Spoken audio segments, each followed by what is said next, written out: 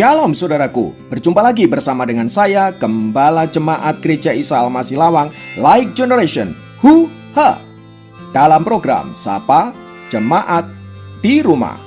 Tetap semangat, tetap berpengharapan, dan harus selalu yakin menjadi pemenang-pemenang di dalam Tuhan kita, Yesus Kristus.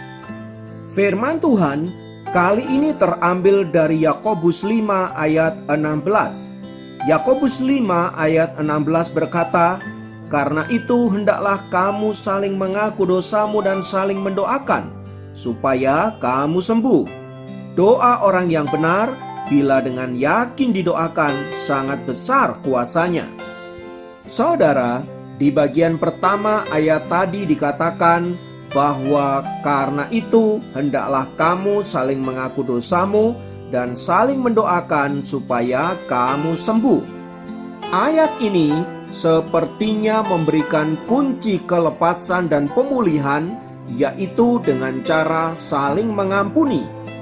Artinya, tanpa pengampunan, kita tidak akan menerima kesembuhan dan pemulihan. Sebuah kisah menceritakan betapa pentingnya sebuah pengampunan agar dapat menerima pemulihan dan kelepasan. Seorang nenek yang tinggal di California mempunyai seorang menantu laki-laki yang sangat jahat. Selama bertahun-tahun, menantunya ini bersikap kejam terhadap anak perempuannya dan cucu-cucunya. Keluarganya sangat menderita karena perbuatan menantunya itu. Selama itu, nenek Kristen yang baik ini berdoa dengan tekun, tetapi tidak melihat hasil apapun dari doanya.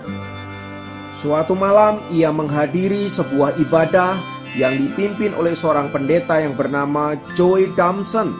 Hamba Tuhan ini berbicara tentang pentingnya mengampuni orang-orang yang telah melukai hidup kita.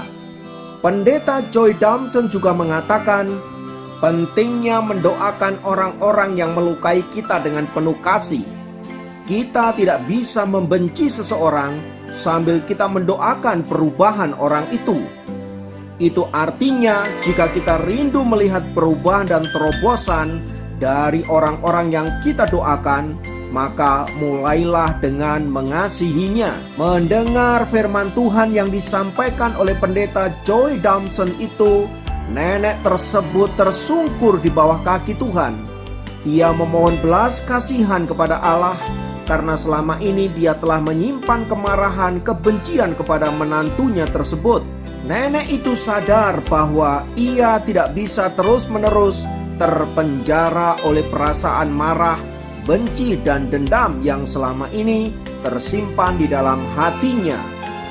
Sebelum engkau melepaskan semuanya itu, engkau akan tetap terpenjara dan engkau tidak akan pernah melihat mukjizat apapun di dalam hidupmu. Demikianlah pendeta Joy Damson menyampaikan firman Tuhan malam itu. Saat ia pulang, tepat pukul 11.30 malam, ia berlutut di hadapan Allah. Dia memohon pengampunan dan mulai melepaskan pengampunan juga kepada menantunya itu. Ia juga mulai mengatakan kata-kata berkat kepada menantunya dan kata-kata penuh kasih, menyebut nama menantunya secara berulang-ulang dan mengatakan, "Aku mengasihimu." Esok paginya, nenek itu dikejutkan oleh kedatangan menantunya laki-laki itu ke rumahnya. Hal itu tidak pernah diduganya sejak menantunya laki-laki itu pergi meninggalkan rumah beberapa waktu yang lalu. Menantunya itu menceritakan bahwa sejak pukul 11.30 malam tadi, dia masih dikuasai oleh dosa-dosa masa lalu. Namun demikian, ada satu kuasa yang menggetarkan jiwanya sehingga dia menyesali dosa-dosanya dan menyerahkan hidupnya kepada Kristus. Ia sadar bahwa selama ini dia tidak berlaku baik kepada istri dan anak-anaknya. Oleh sebab itu, dia berlutut di bawah kaki nenek itu, mohon pengampunan dan belas kasihan atas dosa-dosanya selama ini kepada istri dan anak-anaknya. Tak hanya itu, ia kemudian menghampiri istri dan anak-anaknya, berlutut di bawah kaki mereka, mohon belas kasihan dan pengampunan atas kesalahan-kesalahan yang selama ini ia lakukan. Nenek itu tidak pernah menyangka sama sekali bahwa hal itu akan terjadi. Namun semuanya itu dimulai ketika ia mulai mengasihi menantunya itu dan melepaskan segala dendam dan kemarahan yang selama ini mengikat dirinya. Sungguh luar biasa kejadian itu, dan semua itu terjadi karena si nenek itu mau mempraktekkan firman Tuhan yang ia dengar. Saudaraku, kita seringkali rindu mengalami hal-hal yang dahsyat, hal-hal yang luar biasa seperti yang dialami oleh nenek itu. Namun sayangnya banyak di antara kita yang tidak mengalami karena kita tidak mempraktekkan firman Allah. Ketika firman Allah mengatakan agar kita mengampuni, agar kita mengasihi, kita seringkali mengabaikannya dan menganggap sebagai sesuatu yang tidak penting. Padahal dengan mempraktekkan firman Tuhan itu, kita sedang mengerjakan perkara-perkara yang dahsyat di dalam hidup kita, seperti yang dialami oleh nenek itu.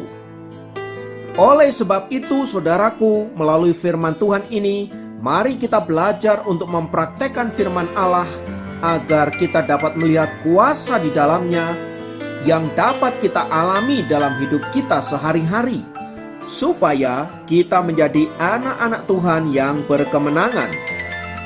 Kiranya Tuhan Yesus memberkati kita semua. Mari kita berdoa. Tuhan, kami naikkan pujian dan syukur atas anugerah-Mu. Firman Tuhan yang kami dengar sungguh sangat menguatkan kami semua, sehingga kami boleh menjadi anak-anak Tuhan yang berkemenangan. Ajari kami untuk senantiasa mendengar dan mempraktekkan firman ini, sehingga kami dapat melihat kuasa-Nya di dalam hidup kami. Terpujilah nama-Mu Tuhan kekal selamanya. Dalam nama Yesus kami berdoa. Haleluya. Amin. Demikian program Sapa Jemaat kali ini. Sampai jumpa dalam program Sapa Jemaat yang lain. Tuhan Yesus memberkati.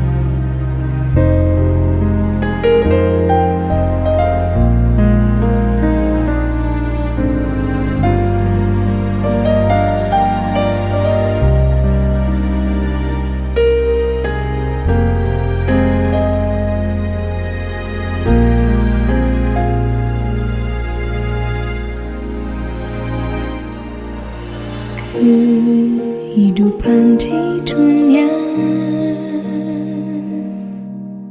tak semuanya indah, terkadang tak mengerti semua yang terjadi.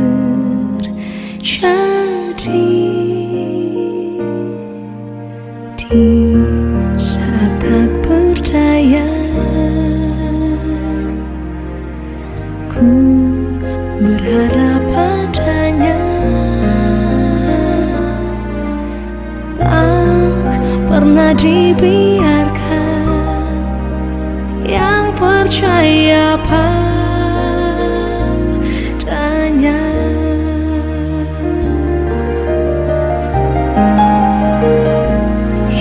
Yesus jawabanku, Yesus jawabanku saat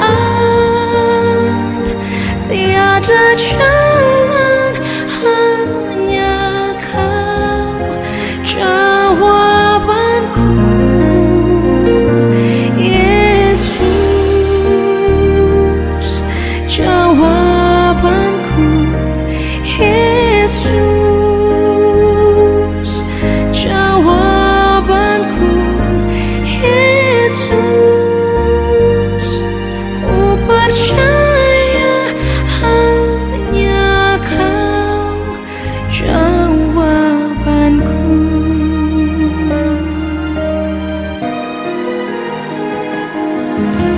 Di saat tak berdaya, ku berharap padanya. Tak pernah dibiarkan,